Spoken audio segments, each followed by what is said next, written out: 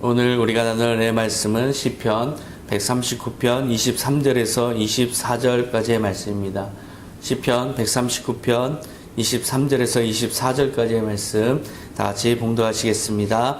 하나님이여 나를 살피사 내 마음을 아시며 나를 시험하사 내 뜻을 아옵소서. 내게 무슨 악한 행위가 있나 보시고 나를 영원한 길로 인도하소서. 아멘. 오늘 말씀은 영적인 민감성을 회복하라 라는 제목으로 은혜를 나누고자 합니다.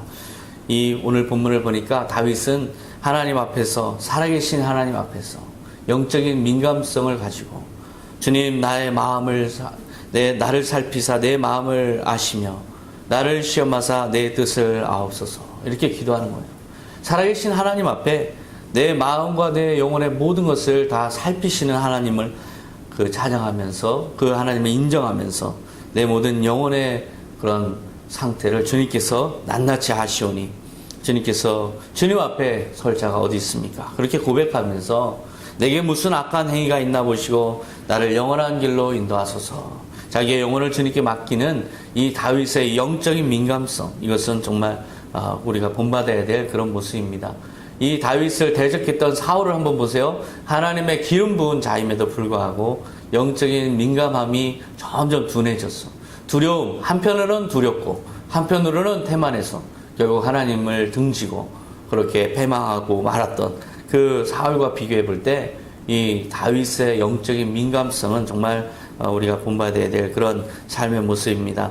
오늘 그래서 영적인 민감성을 회복하라 라고 제가 말씀의 제목을 붙였는데요.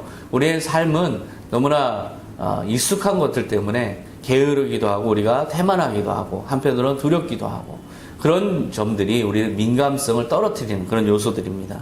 하인리라는 사람이 있습니다. 1931년에 미국 보험회사에서 근무하던 중에 이 산업재해 자료를 분석했어요. 그러다가 의미 있는 통계 자료를 하나 만들었는데요.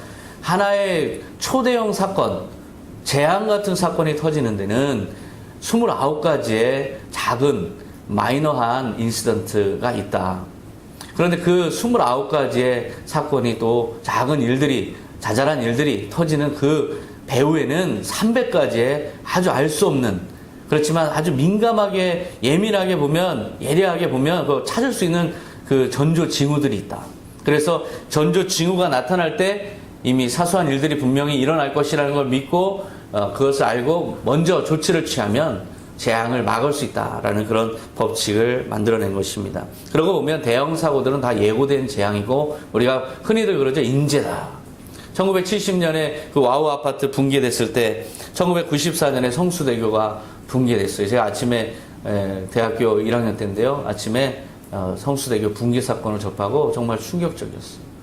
그리고 1995년에는 삼풍백화점이 붕괴됐고 2014년에는 300명이 목숨을 잃은 세월호가 침몰했어요. 이 모든 일들을 우리 인재라고 하는 이유가 뭘까요? 그것은 그만큼 우리가 무사안일한 태도를 가졌기 때문에 큰 사고를 막지 못했다. 예고된 재앙이다. 그래서 그 사건을 다 조사해보면 거기에서 업무 태반이 나오고 훈련이 제대로 안 돼 있고 그 정비가 제대로 안 돼 있고 안전교육도 없었고 그 배후에는 참 많은 전조 현상들이 있었어요. 그렇게 무사안일하게 그리고 사소한 징후에도 예민하게 민감하게 반응하지 못했을 때 큰 재앙을 막고 나서야 결국 우리는 다시 되돌아보지만 여전히 지금도 반복되고 있습니다. 그 산업안전공단에서 몇 년 전에 조심조심 코리아에서 캠페인을 했던 게 기억나요. 그 캠페인 구호가 제 마음에 아주 크게 울림이 됐어요. 그 구호는 바로 위험을 보는 것이 안전의 시작입니다. 위험을 보는 것이 안전의 시작이라는 거예요. 얼마나 좋은 그 문구인지 몰라요.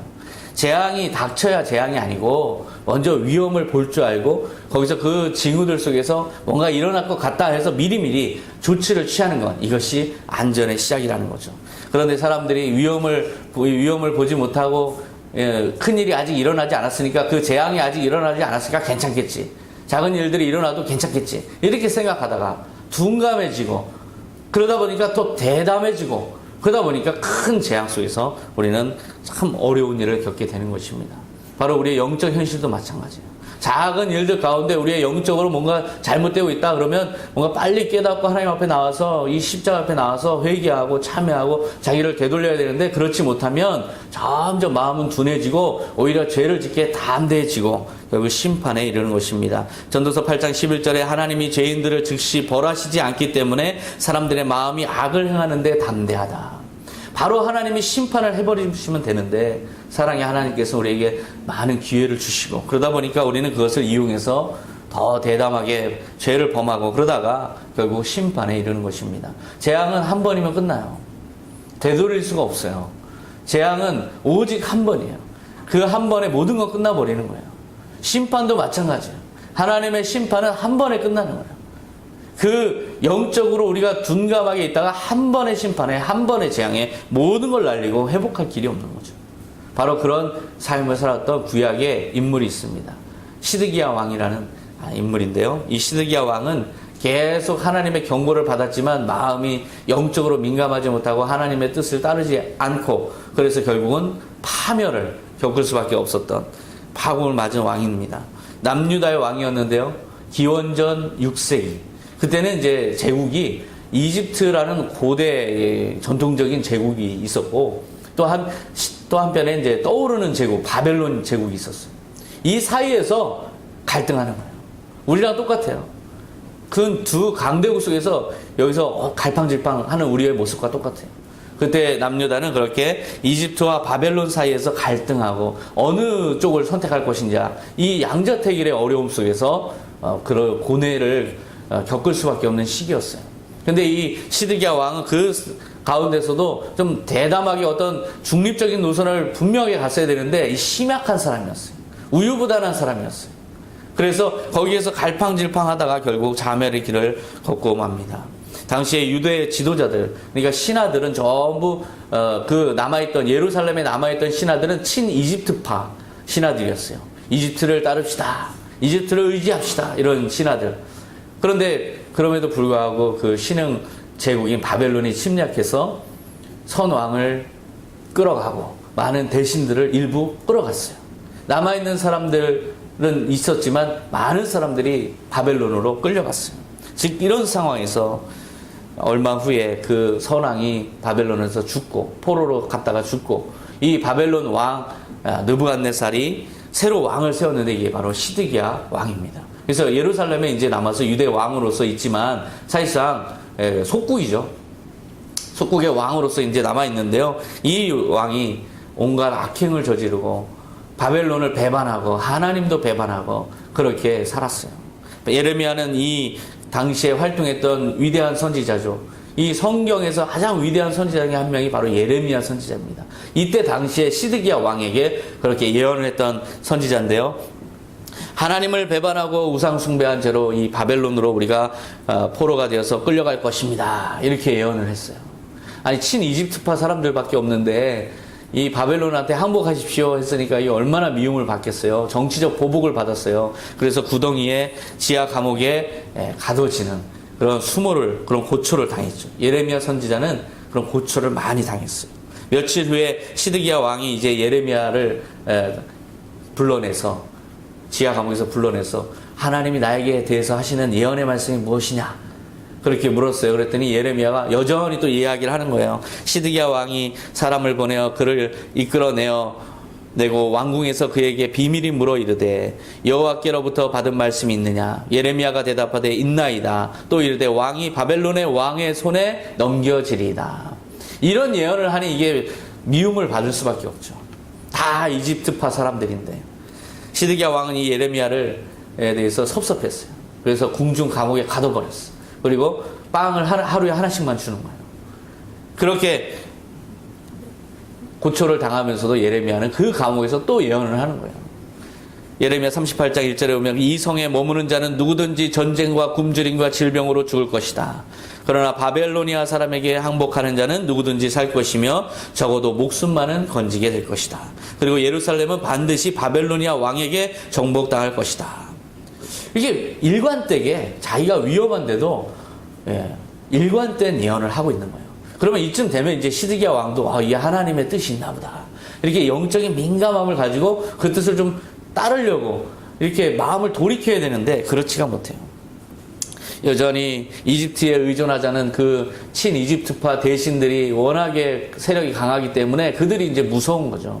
그래서 그들이 두려워서 이러지도 저러지도 못하는 그 상황, 그런 상황에서 오히려 이제 대신들이 기구만장해가지고 예레미야를 어떻게 해봅시다, 그렇게 나서는 상황이에요. 예레미야 38장 4절에 보면 이 사람을 죽여야 합니다. 그가 이 성에 남아있는 병사들과 모든 사람들의 사기를 저하시키고 있습니다. 그는 이 백성을 도우려고 하는 것이 아니라 오히려 이 백성을 해치려고 합니다. 이 대신들은 예레미야 선지자가 하나님의 말씀을 예언하는 사람인데도 불구하고 그 예언의 말씀을 하나님의 말씀으로 받지 않는 거예요. 사람의 정치적인 이해관계에 의해서 하는 말로 듣고 있는 거죠. 시드기야 왕은 밖으로는 바벨론과 이집트 사이에서, 안으로는 이 대신들과 예레미야 사이에서 갈등이 계속해서 고조되다가 이러지도 못하고 저러지도 못하고 우유부단하고 심약한 모습으로 결국은 어처구니 없는 그런 이야기, 그런 결정을 내리는데요. 그의 연약함이 완전히 드러나는 이 말을 한번 보십시오. 예레미야 38장 5절에 그가 너희 수중에 있으니 너희 마음대로 하여라. 나는 너희를 막을 수가 없다. 왕이 대신들한테 하는 말이에요. 당신들이 원하는 대로 하세요. 내가 당신들을 막을 수 없습니다. 자기의 완전한 무력함을 이렇게 드러내는 것입니다. 결국 대신들은 예레미야를 끌어다가 진흙탕 구더기에 던져버리고 문을 닫아버리고 그렇게 자기들이 마음대로 자의적으로 심판을 해버리는 그런 상황이 되어버리고 말았어요. 시드기야 왕이 그런 상황에서 만약에 대신들을 정말 그렇게 잘 따랐다면 여기서 끝났을 텐데 또 그렇지가 않아요. 마음의 한편에 두려운 거예요. 그래서 한 내시를 불러서 몰래 한 30명을 붙여줄 테니까 저 예레미야를 좀 건져내라. 구출 작전을 또 명령해요. 한편으로는 그렇게 하죠. 시드기야는 구출 후에 이 예레미야를 구출해서 궁중 감옥에 가두고 또 예언을 부탁해요. 하나님의 말씀, 여호와의 말씀이 무엇이 있습니까? 당신을 통해서 하신 말씀을 하십시오. 예레미야는 또 예언합니다. 38장 17절에 내가 만일 바벨로니아 왕의 대신들에게 항복하면 내가 죽지 않고 이 성도 불타지 않을 것이며 내 가족도 함께 살게 될 것이다. 그러나 내가 만일 그들에게 항복하지 않으면 이 성은 바벨로니아 사람들에게 넘어갈 것이다. 그들이 이 성에 불을 지를 것이며 너는 그들의 손에서 벗어나지 못할 것이다. 계속해서 반복되는 이 예언에 대해서 시드기야는 이제 진짜 마음이 두려워지는 거예요. 너무나 두려워지는 거예요. 이것을 받아들일 수가 없는 거죠. 한편으로는 거부할 수도 없는 거예요. 하나님의 말씀이니까. 그러니까 이 사이에서 너무나 두려운 자기의 고뇌를 이제 이 예레미야에게 솔직하게 고민을 털어놓습니다. 19절에 나는 바벨로니아 사람들에게 넘어간 유대인이 두렵다. 바벨로니아 사람들이 나를 그들에게 넘겨주어 그들이 나를 괴롭힐지도 모른다. 이 두려움이 가득한 거예요. 이 말이 바뀐 거죠. 사실은 친이집트 지금 현재 득세하고 있는 대신들이 두려워서 이러지도 저러지도 못하고 있는데 정작 하나님의 말씀을 받을 때는 내가 바벨론에 가면 이미 변절해서 바벨론화된 그 대신들이 나를 어떻게 할까 또 두렵다. 그러니까 이쪽에 이집트파 바벨론파 사이에서 그 대신들 사이에서 자기는 오도 가도 못하는 자기 신세를 이야기한 것입니다. 그렇게 두려워서 하나님의 말씀을 받아들일 수 없는 이 시드기야 왕에게 예레미야는 그렇지 않습니다. 절대로 그런 일은 일어나지 않습니다. 당신을 보호하실 것입니다. 그런데도 불구하고 이 시드기야는 그것을 믿지도 못하고 그것을 현실로 받아들이지도 못하고 결국은 자기와 함께 있는 친이집트파 대신들의 뜻에 따라서 바벨론에 계속 저항을 하다가 바벨론의 침공을 받아요. 성이 완전히 예루살렘 성이 둘러싸여져가지고 포위돼가지고 꼼짝없이 함락될 수밖에 없는 상황에서 몰래 도피를 하죠. 그래서 여리고 광야까지 막 도망을 가는데 바벨론 군인들이 쫓아와가지고 결국 여리고 광야에서 체포가 돼요. 그리고 다시 붙잡혀 와서 이제 바벨론 왕의 처분을 받아야 되는 그 순간 결국 참혹한 심판을 받게 됩니다. 예레미야 39장 6절에 보면 바벨론의 왕이 림나에서 시드기야의 눈 앞에서 그의 아들들을 죽였고 왕이 또 유다의 모든 귀족을 죽였으며 왕이 또 시드기야의 눈을 빼게 하고 바벨론으로 옮기려고 사슬로 결박하였더라. 자기가 영적으로 민감하게 하나님의 뜻을 보지 못했을 때 결국 자기의 육적인 눈까지도 다 뽑히고 자기의 모든 지키려고 했던 두려움 가운데서도 어떻게든 지키려고 했던 모든 것은 다 그 두려움대로 잃고 만 것입니다. 예레미야는 수차례 처벌에도 계속해서 바벨론에 항복할 것을 예언했어요. 그렇다면 시드기야는 일관된 이 예언에 대해서 하나님의 말씀에 대한 영적인 민감성을 가지고 순종하며 따랐어야 되지만 그렇지 않은 것이죠. 시드기야 왕은 영적인 민감성을 왜 갖지 못했을까요? 이 사람이 왜 이렇게 파국을 맞았을까요? 그것은 마음의 두려움이 가득해서 그래요. 우리가 마음이 두려워지면요, 눈이 닫혀요. 그리고 자꾸 헤매게 돼요. 내가 두려움에서 도망가는 방향으로 그냥 쫓겨서 허둥대게 돼 있어요. 영적인 민감성을 잃어버리고 하나님의 말씀도 잃어버리고 믿음도 다 사라지고 살기 위한 자기 보존 본능만 따라서 움직이는, 결국 도간에 든 쥐가 되고 마는 것입니다.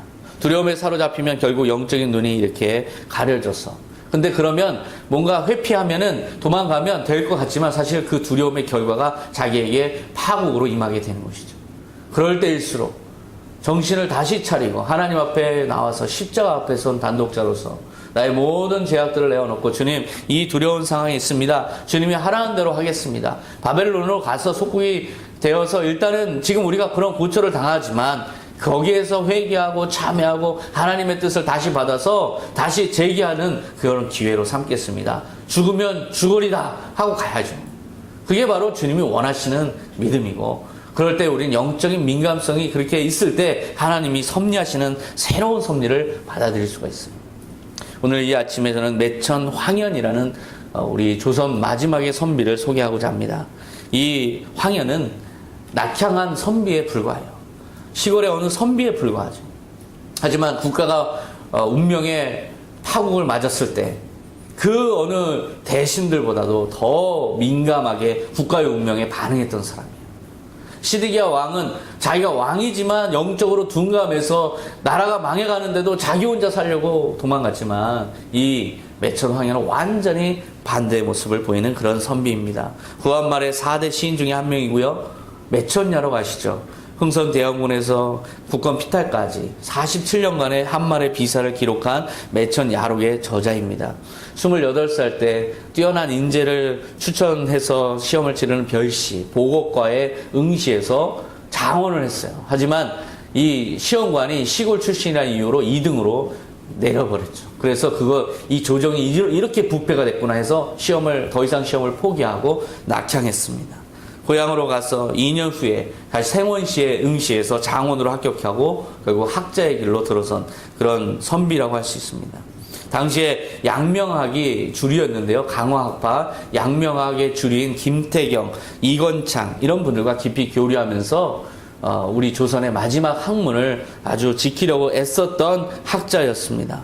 그런데 국가가 망한 거예요. 1910년 8월 22일 날 이완용 그리고 데라우치 총독이 한일합병 조약을 맺었죠. 이것의 소식이 저 시골에까지 이제 들려오는 것입니다. 국권이 피탈된 상황. 이 황현은 그 마음에 엄청난 고통과 고뇌와 수치심이 일어서 이 밤잠을 잘 수가 없는 거예요. 결국 절명시를 짓고 목숨을 끊는 그런 결정을 내리는데요. 그 절명시의 한 구절을 제가 읽어드리고자 합니다. 나는 죽어야 할 의리는 없다. 다만 국가에서 선비를 길러온 지가 500년이 되었는데 나라가 망한 날을 맞아 한 사람도 국난에 죽지 않는다면 어찌 통탄스러운 일이 아니겠느냐. 그의 마음에는 이 국가의 운명에 아주 민감하게 반응하는 그 고매한 선비의 그 마음이 담겨 있어요. 이 글을 쓰고 독약을 마시고 쓰러져 있는데 아우 황원이 황급하게 이 형을 말리려고 왔는데 한 발 늦은 거죠. 죽어가는 형에게 무슨 한 말씀 하시겠습니까? 그랬더니 이 황원에게 한 말입니다. 내가 무슨 말을 하겠느냐. 다만 내가 써놓은 글을 보면 알 것이다. 그러나 죽는 것은 쉽지 않은가 보다. 독약을 마실 때 3번이나 입을 댔다 뗐으니 내가 이렇게 어리석었단 말인가. 아주 깊은 그 나라의 아픔에 대해서 깊이 진정성 있게 그렇게 민감하게 깨닫고 그것에 반응한 이 선비의 모습 속에서 참 감동이라 할 수 있습니다. 그래서 우리가 대한민국 건국포장을 이분에게 드렸는데요. 시골의 선비였어요. 그냥 어떻게 보면 그냥 이름 없는 선비예요. 하지만 이 나라가 망했을 때 이 죽음을 슬퍼하는 이 애도하는 태도를 한번 보세요. 이것은 그 어느 사람보다 아주 민감하게 국가의 운명을 함께하는 사람이에요. 이 왕보다도 더 위대한 사람이죠. 두려움이 밀려올 때 사실 죽음의 두려움이 그에게도 있었어요. 3번이나 마실까 말까 마실까 말까 3번이나 그랬다고 자기가 고백을 하면서도 그 자기의 그런 연약함조차도 아파할 줄 아는 이 고매한 정신이 바로 이 국가가 망국의 현실이 얼마나 부패했는지를 잘 냄새 맡을 수 있는 그런 영민함을 가진 것이죠. 그런 표현이죠. 시드기야 왕은 왕이라도 국가보다 자기를 위했지만 이 시골 선비라도 왕보다도 더 국가의 운명에 민감했던 이 모습 속에서 비로소 우리는 영적인 민감함 그리고 어떤 그런 자기의 현실에 대해서 예민하게 그렇게 인식하는 사람이 얼마나 이렇게 아름다운가 그것을 느낄 수가 있습니다. 이 매천 황현을 통해서 우리가 볼 수 있는 하나의 영적 민감함을 회복하는 단서를 우리가 찾을 수가 있어요. 이분의 고백을 보면 나라가 망했는데 500년이나 선비를 길러왔는데 국난에 죽는 사람 하나 없다. 자, 그 상황을 보면서 이 매천 황현은 이 위기를 직감한 거예요. 어떻게 이럴 수 있을까? 분명히 이건 일상이 그냥 돌아가고 있는데 나라는 망했어. 근데 사람들은 다 일상을 살고 있어. 근데 이 정상이 아니라는 거죠. 이것은 이렇게 뭔가 민감한 사람만이 읽을 수 있는 거예요. 이 나라가 엄청나게 부패했구나. 나라가 사실상 넘어갈 수밖에 없는 그런 부패한 썩은 상황이구나. 이것을 아주 강하게 느낄 수 있었던 것이죠. 그리고 우리가 뭔가 영적인 민감함을 회복하기 위해서 우리가 가져야 될 태도도 바로 이런 것입니다. 뭔가 잘못되어 가고 있는데 나에게 말 한마디 해주는 사람 없다? 심각한 것입니다. 내가 뭔가 망가져 가고 있는데 나에 대해서 경고하는 사람이 한 명도 없다. 이거 굉장한 위기입니다.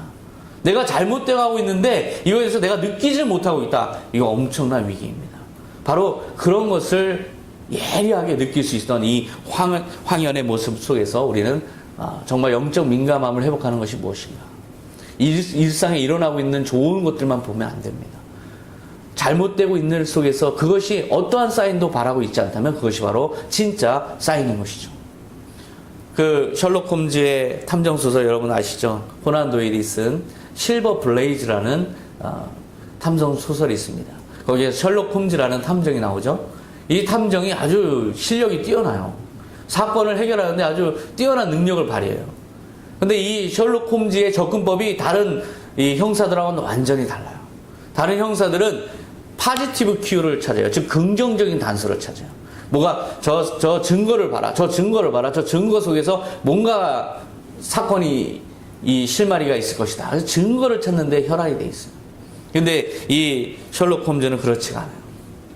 일어나야 할 일이 왜 일어나지 않았는지에 대해서 예민하게 보는 거예요.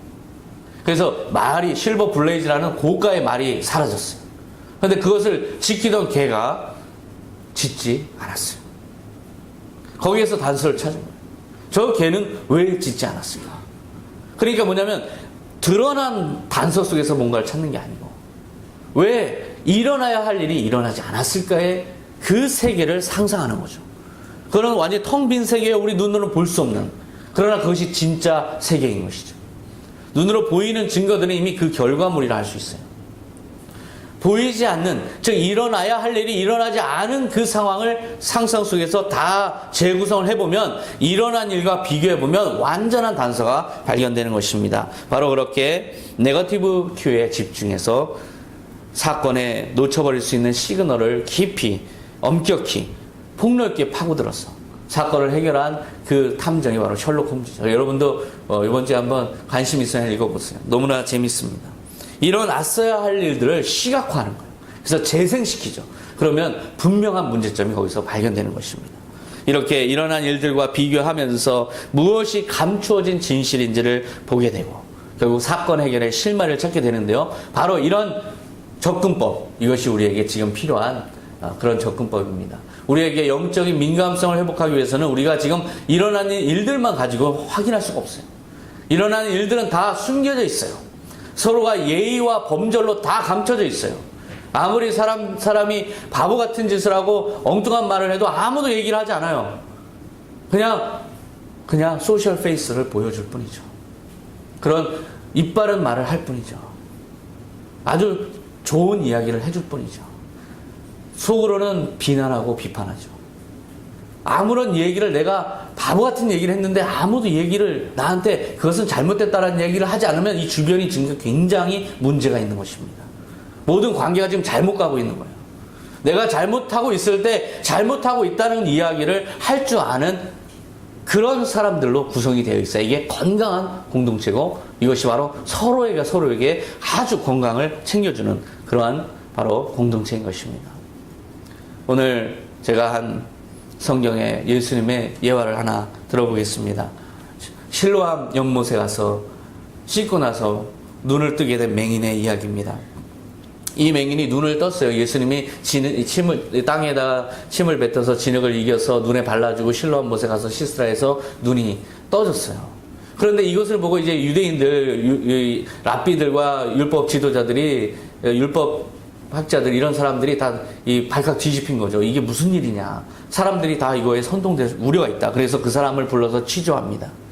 요한복음 9장 24절에 그들이 맹인이었던 사람을 불러 이르되 너는 하나님께 영광을 돌리라. 우리는 이 사람이 죄인인 줄 아노라. 그 사람이 내게 무엇을 하였느냐? 어떻게 내 눈을 뜨게 하였느냐? 바리새인들은 지금 이 예수님을 죄인이라고 그런 거예요. 이 사람을 낫게 한 거는 전혀 보지 않아요.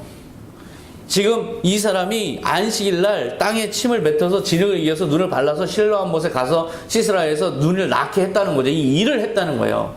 그냥 보이는 그 단서 속에서 그 사람은 그냥 죄인, 더 이상은 이제 거들떠도 안 보는 거죠. 거기에서 그 사건의 내막에 어떤 일어나는 신비로운 힘의 작용을 전혀 보려고 하지 않아요. 그러면서 죄인이고 하나님께로 오지 않았다. 그랬더니 그 맹인이 대답합니다. 그가 죄인인지 내가 알지 못하나 한 가지 내가 아는 것은 내가 맹인으로 있다가 지금 보는 그것이니이다. 당신들도 그의 제자가 되려 하나이까. 지금 이 사람의 마음속에는 이 신비로운 힘의 근원을 알고 싶은 그 간절함이 있어요. 그런데 자기도 찾고 있는데 이 사람이 물어보니까 자기와 같은 줄 알고 지금 얘기를 한 거예요. 그랬더니 그들이 욕하여 이르되 너는 그의 제자이나 우리는 모세의 제자라. 하나님이 모세에게는 말씀하신 줄 우리가 알거니와 이 사람은 어디서 왔는지 알지 못하노라. 바리새인들이 그토록 열심히 율법을 지키면서 간절히 그렇게 신앙을 갖고 있는 그 목적이 무엇일까요? 그것은 바로 살아계신 하나님을 섬기는 거예요. 살아계신 하나님을 잘 섬기는 거예요. 그런데 지금 살아계신 하나님의 표적이 나타났는데 그 표적을 증언하는 사람에 대해서 이 사람이 어디서 왔는지 알지 못한다. 그랬더니 이 하나님의 표적을 보고도 오히려 하나님의 역사인 줄 모르는 이 사람들을 향해서 이 맹인이 의문을 가져요. 그래서 30절에 보면 이 사람이 대답하여 이르되 이상하다. 이 사람이 내 눈을 뜨게 하였으되 당신들은 그가 어디서 왔는지 알지 못하는도다. 참 이상하다는 거예요. 분명히 이 역사는 하나님의 신비로운 역사인데 당신들의 영안은 어떻게 이렇게 닫혀 있습니까? 너무나 이상합니다. 당신들의 전하는 율법과 실천하는 모든 것들이 다 어디서 온 것인지 내가 헷갈릴 정도입니다. 이렇게 고백한 것이죠.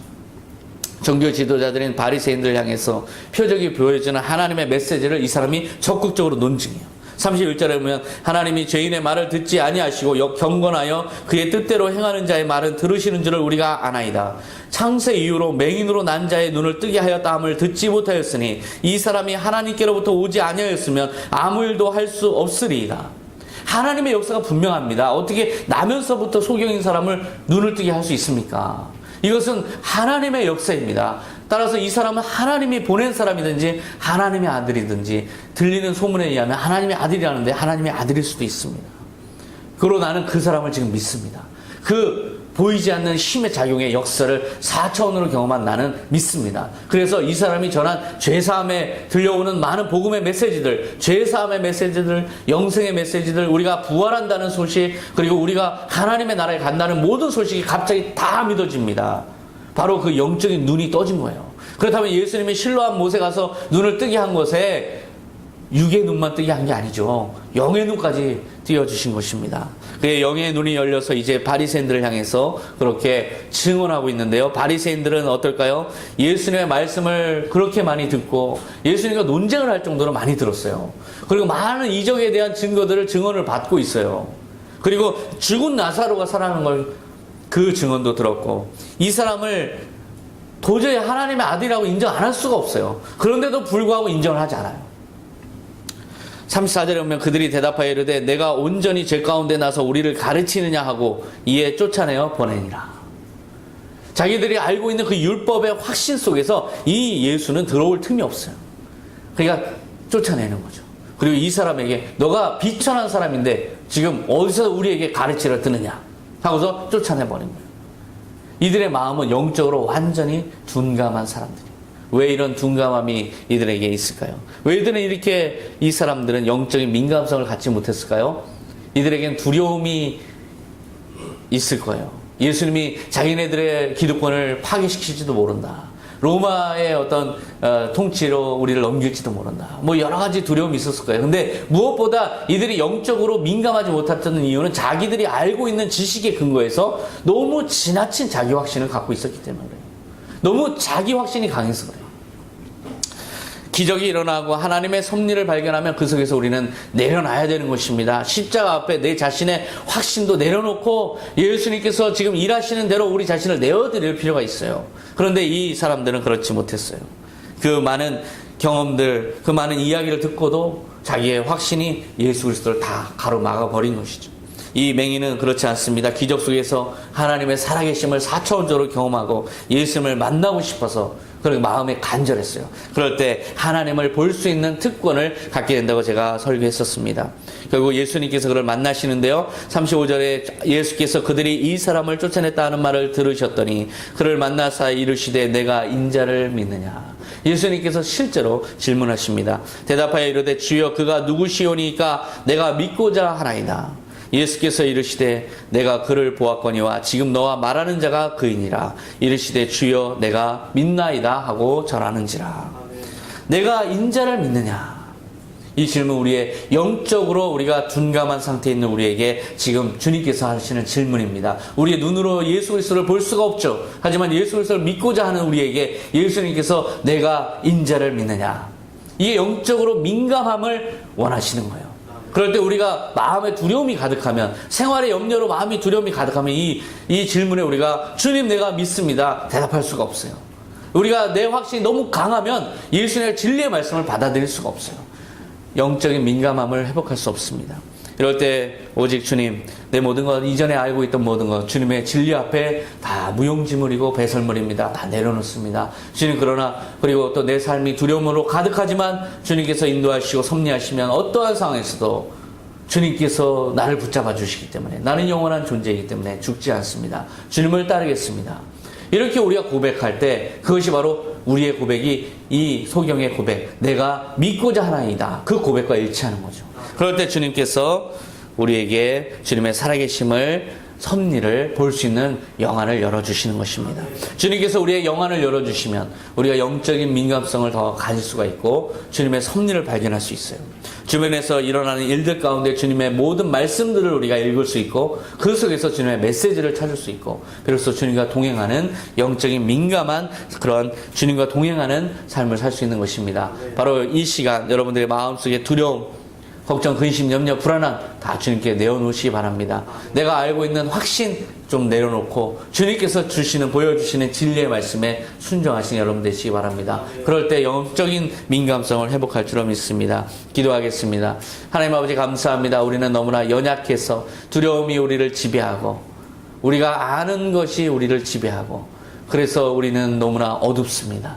지금 내 앞에 무슨 일이 일어날지조차 모르면서도 우리는 우리 자신이 많은 걸 알고 있다고 확신하며 살아가고 있습니다.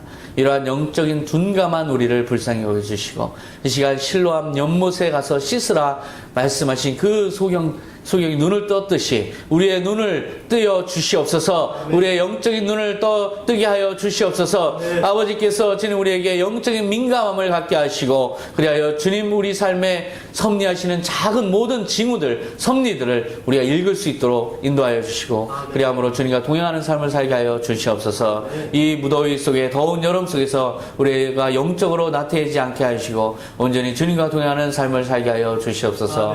감사드리며 예수님의 이름으로 기도하옵나이다. 아멘.